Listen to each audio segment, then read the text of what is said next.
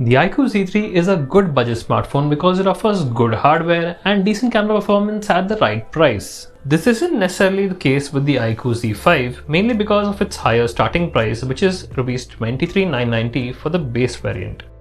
It does offer a lot of features, but will that be enough to make it a better value proposition than competing smartphones such as Realme GT Master Edition and the Poco F3 GT? Let's find out whether or not I'm happy with the iQOO Z5 in this review.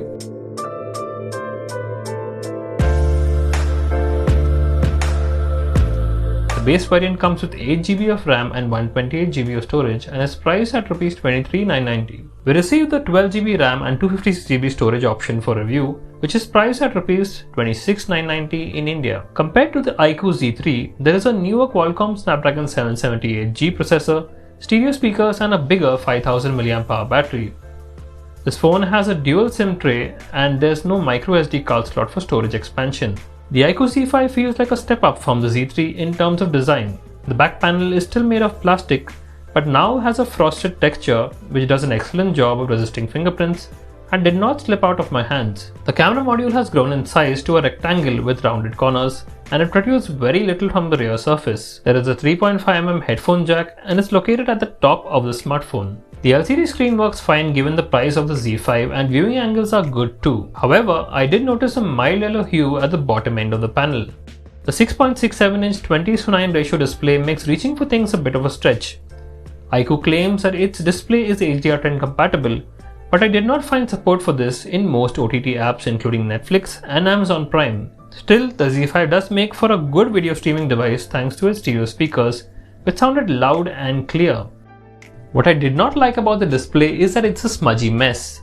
After a few minutes of use, the protective Panda glass got quite smudgy, and those smudges were quite hard to clean. The iQOO Z5 features Vivo's FunTouch OS 12, which is based on Android 11. There are animated widgets that work as expected, but are not too deeply integrated with either native or third-party apps. The rest of the software looks similar to FunTouch OS 11 and appears fluid thanks to its 120Hz refresh rate display. The Qualcomm Snapdragon 778G is definitely an improvement over the 768G in the iQOO Z3. However, there aren't any leaps in terms of performance. Gaming performance was pretty good. The iQOO Z5 managed to run Call of Duty Mobile fluidly at the default very high graphics and high frame rate settings with no noticeable heating issues. Asphalt 9 Legends also ran smoothly at default settings. There's also a 4D game vibration which can be activated in the Ultra Game Mode menu or in the game sidebar. It did not work as expected, sending out jarring vibrations that were either too late or didn't make any sense, and I found this distracting at best. The iQOO Z5 has a 5000 mAh battery, which is a higher capacity than that of the Z3.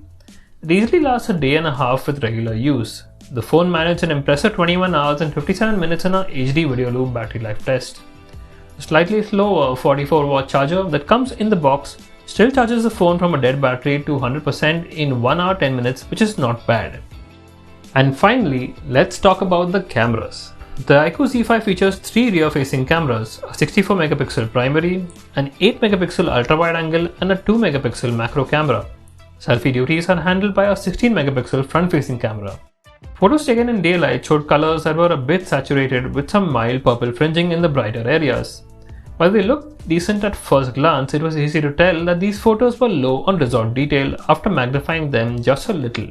Selfies came out fine with good dynamic range, but edge detection in portrait mode was average. Photos taken with the ultra-wide angle camera were passable and had blurry details toward the edges of the frame. The macro camera with its fixed 4cm focal length is not easy to use, and the output mostly ended up looking dramatic with lots of over-sharpening. I preferred close-up shots taken with the primary camera instead. And just like the iQOO Z3, the low-light image quality of the iQOO Z5's cameras wasn't great. Photos taken in low light showed murky details and lots of blotchy textures. Switching to night mode did not help. This only added more contrast to the image and nothing else. Selfie shot in low light fell short of detail and looked quite soft, and edge detection was also below average. Video shot in daylight came out with a steady frame rate and offered good stabilization, but the Z3 could not handle bright scenes and tended to overexpose them. Oddly, I did notice a slight shimmer effect when walking even in daylight.